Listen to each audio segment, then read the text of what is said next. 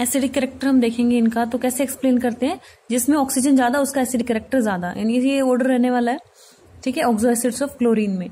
ऐसे ब्रोमीन का रहेगा तो भी ज्यादा ऑक्सीजन तो ज्यादा एसिडिटी। इसको एक्सप्लेन कैसे कर सकते हैं हम, देखो जो ये वाला ऑक्सीजन है, 3 ऑक्सीजन वाला जो ऑक्सो एसिड है, इस तरीके से है वो, ये हमने तीनों के चलो स्ट्रक्चर बना लिए। अब देखो ये एसिडिक कैरेक्टर हम डिस्कस करना चाहते हैं, तो एसिडिक कैरेक्टर का मतलब क्या, ये जो H है इसको लॉस करना है सबने, तो ये सब H लॉस करेंगे, यहाँ से H पॉजिटिव चला जाएगा तो O नेगेटिव बन जाएगा, यहाँ से H पॉजिटिव हटा दो O नेगेटिव, H पॉजिटिव हटा दो O नेगेटिव, ठीक है।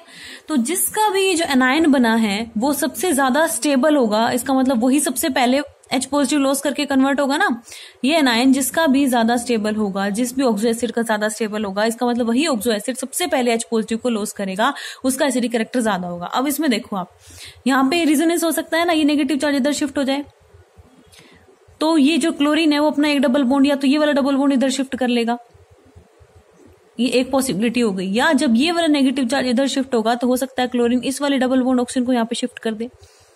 तो 2 पॉसिबिलिटी है इसके पास।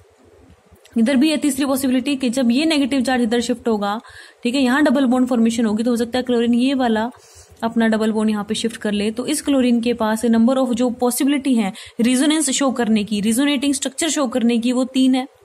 इस क्लोरीन के पास कितनी होगी, इस वाले स्ट्रक्चर में अगर हम देखें, ये जब नेगेटिव चार्ज इधर आएगा तो ये यहाँ पे शिफ्ट हो सकता है 1 2, यहाँ पे 2 रिजोनेटिंग स्ट्रक्चर पॉसिबल है, यहाँ 3 थे यहाँ 2 हैं, यहाँ पे केवल एक ही डबल बॉन्ड ऑक्सीजन है तो एक ही रिजोनेटिंग स्ट्रक्चर पॉसिबल है, यहाँ पे तो कोई रिजोनेटिंग स्ट्रक्चर ही नहीं पॉसिबल है। इसका मतलब ये जो बना है हमारा वो नेगेटिव, ये रिजोनेंस स्टेबलाइज्ड ही नहीं है। तो जितने ज्यादा रिजोनेटिंग स्ट्रक्चर उतनी ज्यादा स्टेबिलिटी, इसका मतलब इस केस में सबसे ज्यादा रिजोनेटिंग स्ट्रक्चर बनेंगे देन दिस। इस वजह से ये ऑर्डर ऑफ स्टेबिलिटी हमने एक्सप्लेन किया था।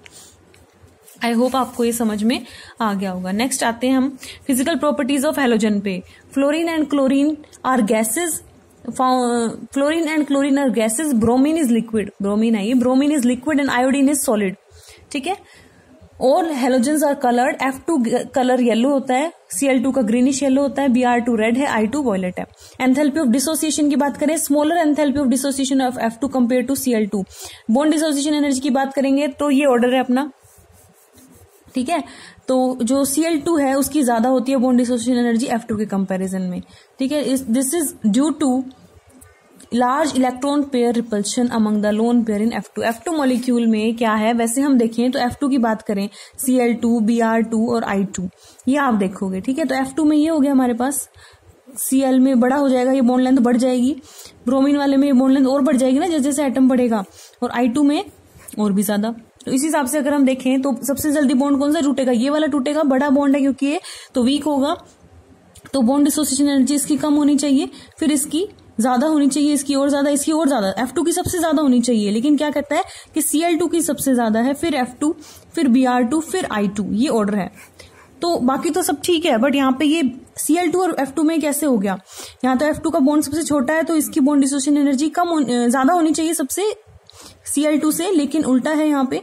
तो ऐसा क्यों होता है, क्योंकि F2 मॉलिक्यूल जो छोटा है, बिल्कुल सही बात है, बॉन्ड लेंथ यहाँ पे कम है, और यहाँ पे लोन पेयर भी है, 7 है ना वैलेंस इलेक्ट्रॉन, तो एक तो बॉन्डिंग में यूज हो चुका है, तो 6 इलेक्ट्रॉन पेयर है, 6 इलेक्ट्रॉन है, मतलब 3 लोन पेयर है, इसके पास भी 3 लोन पेयर है, सभी के पास 7-7 वैलेंस इलेक्ट्रॉन है, तो सब पे 3-3 लोन पेयर हैं, इस पे भी 3 है, इस पे भी 3 है, इन पे भी 3 है।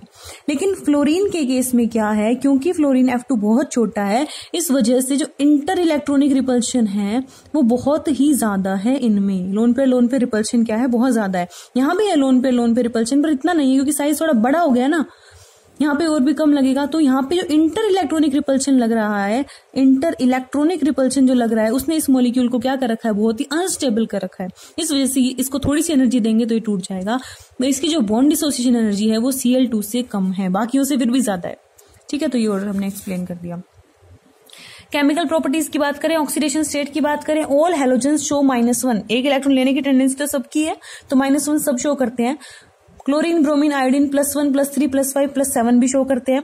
Fluorine is most electronegative element है। It can not show any positive oxidation state. -1 सारे शो करते हैं, बाकी जो बचे हुए हैं वो प्लस की ऑक्सीडेशन स्टेट भी शो करते हैं, लेकिन फ्लोरीन कभी भी प्लस की ऑक्सीडेशन स्टेट शो नहीं करता।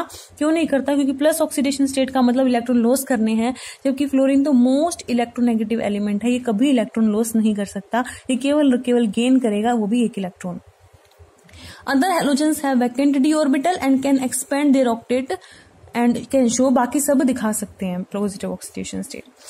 All halogens are highly reactive respective, जितने भी halogens है वो reactive हैं, ठीक है। halogen reactivity जो है वो decrease हो जाएगी down the group. All halogens except one electron so behave as oxidizing agent, सभी oxidizing agent है, और सबसे ज्यादा जो strongest oxidizing agent है वो कौन है? F2 है। F2 is the strongest oxidizing agent. The decreasing oxidizing ability of halogens depends upon the standard electrode potential.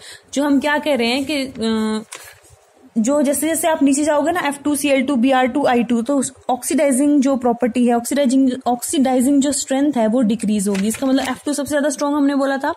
तो वो जो ऑक्सीडाइजिंग एबिलिटी है वो किस पे डिपेंड कर रही है? स्टैंडर्ड इलेक्ट्रोड पोटेंशियल पे डिपेंड करती है। वो हमने अभी पीछे पढ़ा था, वो किस बात पे डिपेंड करता है? वो 3 चीजों पे डिपेंड करता है। सब्लिमेशन एनर्जी, बॉन्ड, यहाँ पे किस में करेगा? देखो, मान लो आपके पास हेलोजन X2 की फॉर्म में है, गैस स्टेट में ही है, चलो ठीक है। तो सबसे पहले आप क्या करोगे? इसको क्या करोगे आप? X2 के बॉन्ड को तोड़ के एक आइसोलेटेड एटम बनाओगे, तो बॉन्ड डिसोसिएशन एनर्जी लगेगी। ये गैस स्टेट में ही था, अभी भी रहेगा, बट ये पहले मॉलिक्यूल था, अभी एटम बन गया, तो बॉन्ड डिसोसिएशन एनर्जी दी। अब इस गैस स्टेट में से इलेक्ट्रॉन आप गेन कराओगे इसको, तभी तो बनाओगे X नेगेटिव। हम क्या पढ़ना चाहते हैं? ऑक्सीडाइजिंग प्रॉपर्टी हम पढ़ना चाहते हैं, तो इनको रिड्यूस करना है ना, इलेक्ट्रॉन गेन कराना है। तो इस X में आपने इलेक्ट्रॉन गेन करा दिया, इलेक्ट्रॉन गेन एंथैल्पी यहाँ पे आएगी कुछ ना कुछ, X नेगेटिव ये बन गया। फिर इसकी हाइड्रेशन करा देंगे तो X नेगेटिव एक्वस। यानी जो टोटल जो ऑक्सीडाइजिंग एबिलिटी है वो इन तीनों स्टेप पे डिपेंड करेगी, इन तीनों स्टेप्स की एनर्जी पे डिपेंड करेगी, ठीक है। जो भी हेलोजन X2 से यहां सबसे पहले पहुंचेगा, इस स्टेज से इस स्टेज पे सबसे पहले पहुंचेगा, उसकी वो क्या कहलाएगा कि वो स्ट्रॉन्गेस्ट ऑक्सीडाइजिंग एजेंट है। तो देखो F2 और Cl2 का हम कंपैरिजन कर रहे थे। F2 और Cl2 का अगर हम कंपैरिजन करें कि हमने कहा है कि F2 ज्यादा स्ट्रॉन्ग ऑक्सीडाइजिंग एजेंट है, ठीक है। पीछे हमने ये पढ़ा था कि जो इलेक्ट्रॉन गेन एंथैल्पी है वो Cl की ज्यादा होती है फ्लोरीन से, इलेक्ट्रॉन गेन एंथैल्पी Cl की ज्यादा होती है फ्लोरीन से। और यहां हम बोल रहे हैं कि अगर ऑक्सीडाइजिंग एबिलिटी की बात करें तो वो F2 की ज्यादा है। थोड़ा थोड़ा अपोजिट लग रहा है ना एक दूसरे के। क्या कहा था कि जो इलेक्ट्रॉन गेन एंथैल्पी है वो क्लोरीन की ज्यादा है फ्लोरीन से, यानी ये जल्दी इलेक्ट्रॉन गेन करेगा, Cl नेगेटिव बनेगा, ये F नेगेटिव लेट बनेगा इसकी कंपैरिजन में। यहां हम क्या कह रहे हैं कि F2 स्ट्रॉन्गेस्ट ऑक्सीडाइजिंग एजेंट है, F2 ऑक्सीडाइजिंग एजेंट है सबसे स्ट्रॉन्ग। इसका मतलब ये सबसे पहले रिड्यूस होगा, सबसे पहले ये इलेक्ट्रॉन गेन करेगा F2, ठीक है। तो यहां जो हम बात कर रहे हैं वो हम किसकी कर रहे हैं? ध्यान दो आप, यहां पे हम एटम की बात कर रहे हैं, फ्लोरीन और क्लोरीन की बात कर रहे हैं। यहां बात चल रही है F2 की। थोड़ा सा डिफरेंस है, और बाकी इसको और समझो। देखो ये सारा प्रोसेस होने वाला है, ठीक है। तो F2 क्या पहले होगा? बॉन्ड डिसोसिएशन एनर्जी लेके F में कन्वर्ट होगा, फिर वो इलेक्ट्रॉन गेन करेगा, फिर हाइड्रेशन होगा, ठीक है। ऐसे Cl2 Cl गैस बनेगा, Cl नेगेटिव, हाइड्रेशन एनर्जी, ठीक है। जो अभी हम ये जो पढ़ रहे हैं कि इलेक्ट्रॉन गेन एंथैल्पी Cl की क्लोरीन की ज्यादा है फ्लोरीन से, इलेक्ट्रॉन गेन एंथैल्पी क्लोरीन की ज्यादा होती है फ्लोरीन से, तो वो कौन सा स्टेप है? ये वाला स्टेप है, ठीक है। ये वाला स्टेप है, दोनों का कंपैरिजन करें तो ये स्टेप हम बात करें तो किस में जल्दी होगा? क्लोरीन के केस में ये स्टेप जल्दी होगा।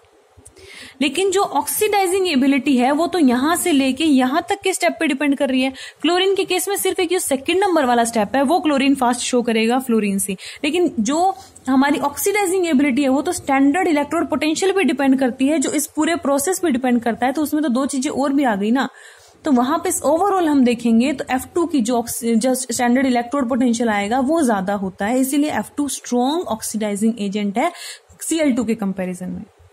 आगे बात समझ में? तो ये इंपॉर्टेंट क्वेश्चन है, ठीक है। ये ऑर्डर ऑफ ऑक्सीडाइजिंग स्ट्रेंथ की बात करें तो F2 का ज्यादा होता है, then Cl2, then Br2, then I2। Higher oxidation state of chlorine, bromine, iodine are shown mainly when halogens are in combination with small and highly electronegative atom like fluorine and oxygen. मतलब ये कहना चाहता है कि fluorine और oxygen के साथ में जब ये हेलोजन कोई कंपाउंड बनाते हैं तो अपनी हाईएस्ट ऑक्सीडेशन स्टेट ये शो करेंगे, ठीक है। अब यहाँ तक आप लोग कर लीजिए अच्छे से, उसके बाद अगर कोई डाउट हो तो वो आप मुझसे पूछ लीजिए।